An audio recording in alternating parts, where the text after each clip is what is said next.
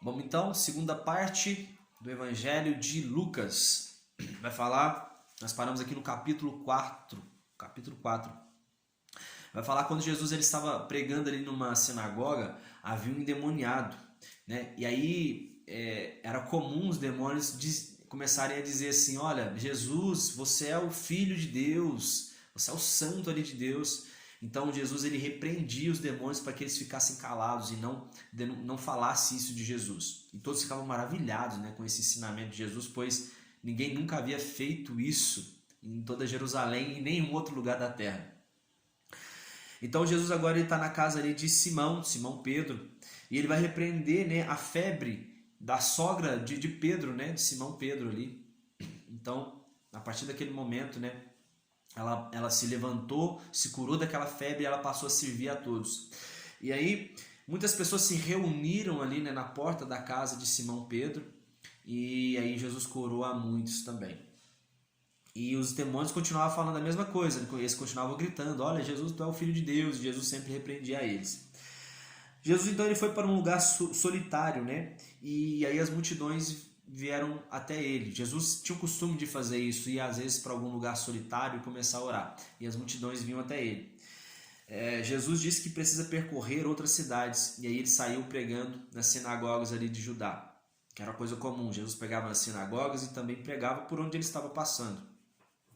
A multidão estava espremendo Jesus, e por isso Jesus, né, ele procurou ali um barco, e ele viu que havia dois barcos assim à margem. E tinha pescadores que estavam lavando a rede, e os pescadores eram André e Pedro, né? Então, entrou no barco de Simão, ministrou ao povo e disse depois a Simão para ir para águas mais profundas e lançar a rede. Simão disse que pescou a noite toda, mas não pegou nada. Confiando na palavra dele, lançou de novo as redes. Pegaram grande quantidade de peixes e chamaram seus amigos para ajudar. Então Simão disse para Jesus se afastar dele, pois ele era um homem pecador. Então perceba assim que a Bíblia não segue às vezes uma ordem cronológica, né, na ordem dos fatos. Porque ao mesmo tempo que a gente viu aqui Jesus indo curar ali na casa de Pedro, na casa de Simão Pedro, então agora você vê que agora relatando como Jesus convoca os discípulos, e os primeiros discípulos são André e Pedro. Então, peraí, como que, né, Jesus já tinha curado antes? Então, assim, não é um evento, né, por ordem cronológica, ordens simultâneas, né?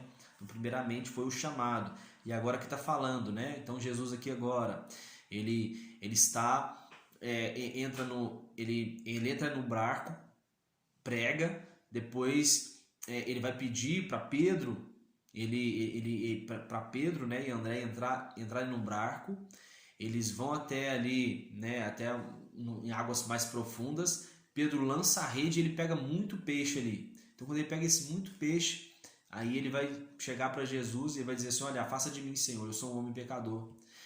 E depois disso, Pedro, ele vai chama ali João, né, e Tiago, que eles eram sócios ali, e eles vão ajudar ele a ajudar Pedro a recolher aquela quantidade enorme de peixes. E aí nesse momento Jesus chama eles para eles abandonarem tudo e seguir a ele. E foi isso que eles fizeram, né? João e Tiago, né, que tinham o seu pai, tinha uma sociedade ali com eles, então eles abandonaram todo mundo e foi seguir a Jesus.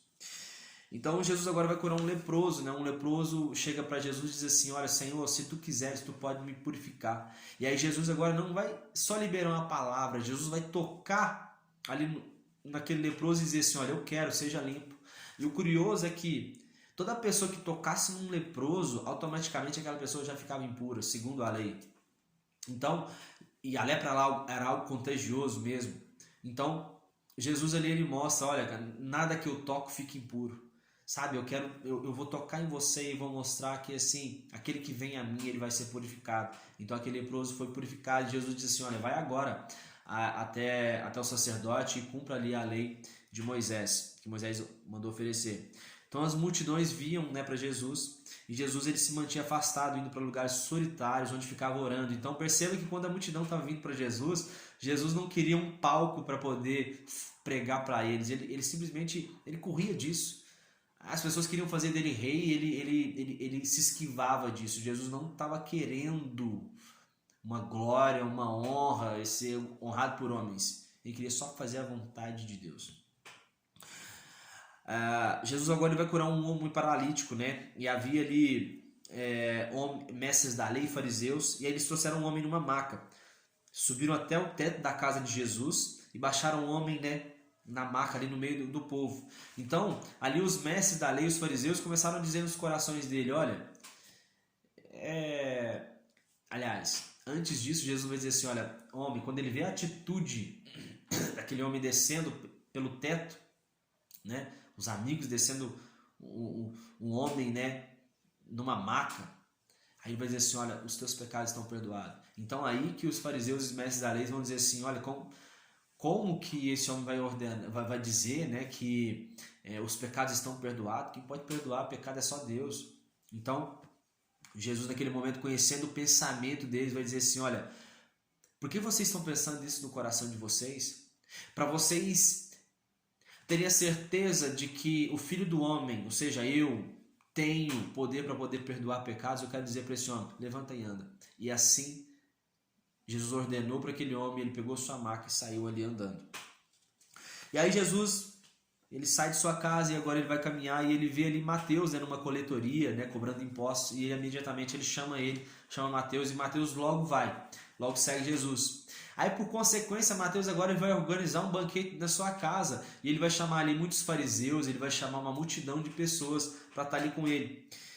E aí os fariseus e escribas vão questionar assim, olha, mas Mateus, o seu mestre aí come com pecadores, cara. Tá cheio de pecador aí nessa mesa. Então Jesus ele vai dizer assim, olha, não são os sãos que precisam de médico, mas sim os enfermos. E aí novamente, né, os fariseus eles vão questionar, olha Jesus, os discípulos de João e os fariseus, eles vivem orando e jejuando. No entanto, né, os seus discípulos comem e bebem.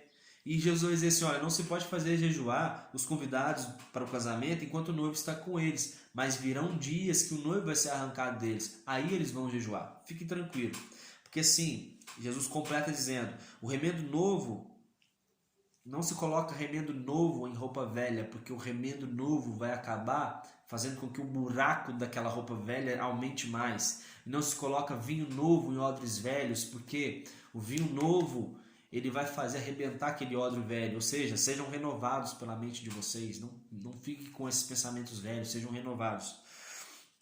No sábado, né, vai aparecer Jesus ali agora comendo espigas, né, juntamente com seus discípulos. E aí os fariseus questionaram, não é lícito você fazer isso no sábado.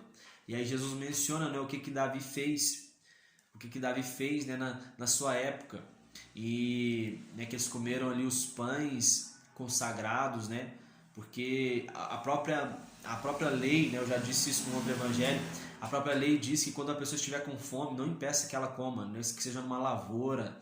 Você vai ver ali no livro de Ruth, né, nas lavouras de Boaz, quando Ruth ela vai ele pedir para poder colher as espigas, Boaz ele cumpre a lei, deixando não só ela colher as espigas que estavam caindo no chão, mas que os trabalhadores de vez em quando jogassem espigas para ela colher ali também, né, para que ela pudesse saciar a fome dela. Então eles estavam cumprindo a lei. Agora os sacerdotes, eles estavam querendo dizer que isso aí era culpa, queriam colocar essa culpa neles e deixavam de cumprir por completo a palavra do Senhor. E outra coisa, quando eles tinham, por exemplo, ali um animal deles caía num buraco, estou falando dos sacerdotes, quando eles caíam num buraco, eles iam lá tirar o animal deles do buraco, seja um boi, seja uma ovelha, mas não podia fazer nenhum tipo de trabalho no sábado. Então eles faziam, mas não queria que o povo fizesse, então eles estavam sendo hipócritas, não estavam cumprindo a lei, né? E fechando as portas do reino para as pessoas. Então Jesus exorta ele, vai dizer assim, olha, eu sou o Senhor do sábado. Não vem com essa historinha de sábado, não. Eu sou o Senhor do sábado. Não foi o homem que foi criado do sábado. O sábado foi criado para o homem, sabe? Eu sou o Senhor do sábado. Eu sou maior do que isso. Então, Jesus agora num outro cenário, ele estava na sinagoga e um homem cuja mão direita estava atrofiada. E aí, como eles estavam questionando muito sobre essa questão do sábado, Jesus pegou esse homem, botou ele no meio e disse assim, olha, fariseus, deixa eu falar uma coisa para vocês, o que é certo fazer no sábado, bem ou mal? Eles não souberam responder. Então Jesus ele vai naquele momento, pede para aquele homem estender ali a mão, e o homem estende a mão e Jesus libera a cura na vida dele, aquele homem é curado. Então os fariseus ficaram, né, sem sem o que dizer. Mas a partir disso, eles começaram a pensar em matar Jesus. Jesus, então, agora, ele vai passar a noite ali orando, e no outro dia ele sai e escolhe ali agora os seus 12 apóstolos, né? Ele denomina ali os 12 apóstolos, que vai ser Simão, Pedro, Simão Zelote. Nós temos ali Tiago, filho de Alfeu, que é o irmão de João, e Tiago, filho de Zebedeu. Nós temos também ali Judas Iscariotes e Judas, filho de Tiago, ou Judas Tadeu. Nós temos também ali Filipe, André e Bartolomeu, Mateus, Tomé e João. E assim, né, temos os 12 apóstolos. Então Jesus ele vai descer com os 12 apóstolos, e assim as pessoas procuravam tocar em Jesus, porque dele emanava poder, né? Então aquela mulher do fluxo de sangue, ela tinha essa consciência de que do manto de Jesus ali, né, só de tocar nele já saía poder e as pessoas eram curadas. Jesus vai dizer agora bem-aventuranças, né? Bem-aventurados os pobres, os que têm de fome, os que estão chorando, né? Quando vos odiarem, quando expulsarem dos convívios dela, ele delibera ali um monte de bem-aventuranças. E Jesus vai dizer, olhai dos ricos, dos que vivem com fartura, dos que rides, quando todos vos louvarem. Ai dessas pessoas, presta bem atenção nisso, olha. Ai dos ricos, dos que vivem em fartura. Olha só, ai dessas pessoas. Primeiro ele libera bem-aventuranças, agora ele vai dizer ai para essas pessoas. Ou seja, cara, cuidado com isso. Ai dos que fiquem só rindo, zombando. Ai de quando todos começarem a louvarem vocês. Aí Deus sai, meu Deus, isso é muito forte.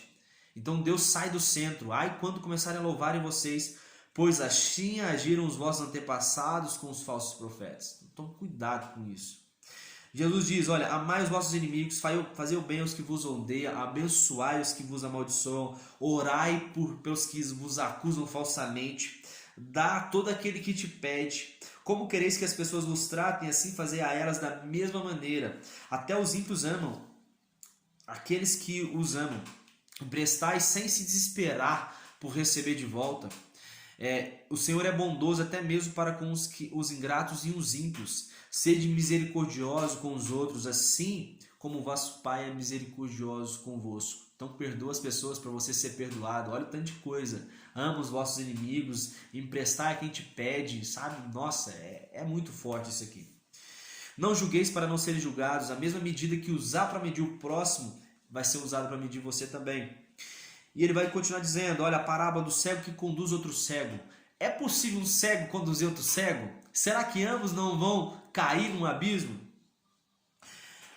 E ele diz mais, olha, todo aquele que completar condignamente seu aprendizado, ele vai ser como seu mestre. Então assim, procure alguém, um mestre, uma pessoa que você realmente confie e aprenda com ela. Porque se você obedecer completamente a essa pessoa, você vai ser igual a ela. Então procure estar próximo de pessoas, congregar com um pastor que você admira ele, congregar, buscar ensinamentos de um líder que você admira ele, você quer ser como ele. Se você fizer isso direito, você vai ser como essa pessoa. Olha, tome cuidado quando você observa um cisco no olho de uma pessoa, porque talvez tenha uma trave no seu olho. Então toma cuidado, não fica querendo apontar se as pessoas estão erradas, estão fazendo isso. Tem uma trave no seu olho. Tira a trave para ver com nitidez. Não existe árvore boa produzindo mau fruto. Do tesouro do coração se produz coisas boas. O povo, Jesus começa a falar a parábola agora do sábio insensato. E vai dizer, olha, me chamam de Senhor, mas não praticam o que eu ensino. Quem ouve e pratica é como quem construiu uma casa na rocha, porque veio a correnteza, veio ventos, e aquela casa não foi abalada.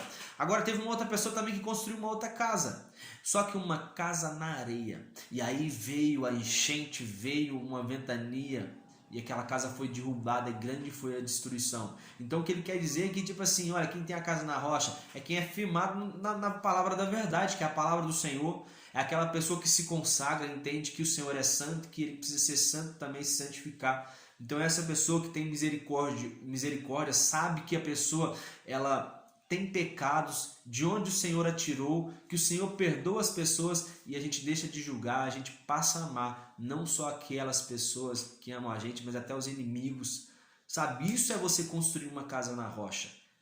Ah, meu Deus, isso aqui é forte demais. É muito forte. Então assim, tem muita gente mesmo construindo casas também, presta atenção, Quem está construindo casas, você recebe pessoas, as pessoas vão se abrigar dentro dessa casa, mas quando vem essas tempestades. Entraram em Cafarnaum. Um servo de um centurião estava à beira da morte. Então ele enviou alguns líderes religiosos para poder falar com Jesus. E aí esses líderes religiosos vão chegar e vão dizer assim: olha, Senhor, nós temos um centurião, né, um homem bom, caridoso. Ele mesmo construiu a nossa sinagoga, né, com dinheiro próprio dele. Então, um servo dele está muito doente. Pô, Jesus, cura ele lá. Então Jesus ele vai chegar e vai dizer assim: não, eu vou ir lá, pode deixar. Só que quando Jesus estava chegando próximo à casa desse homem, aí o centurião manda uma outra equipe ali, ó, para falar com Jesus e dizer assim: olha, Senhor, eu não sou digno. Ele manda mensageiros para dizer essa mensagem dele: Senhor, eu não sou digno que você entra na minha casa, não.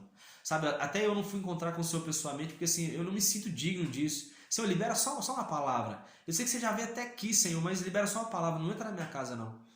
Libera só uma palavra que eu sei que meu servo vai ser curado. Então Jesus ele se admira muito da atitude desse centurião. E aí ele diz: olha, essa fé é muito grande. Cara, ele está curado. Ele está curado. A fé desse homem curou o servo dele. Então, após isso, quando eles voltam, o menino estava realmente curado. Agora Jesus ele vai até uma cidade, né, chamada Naim. E aí Jesus está na porta da cidade e de repente ele vê uma multidão entrando na cidade e a outra multidão saindo. Uma multidão que estava ali estava com o morto, porque havia uma mulher, uma viúva, né, que ela estava enterrando ali o seu único filho. Então, ao observar o sofrimento daquela mulher e das pessoas que estavam ali naquele enterro,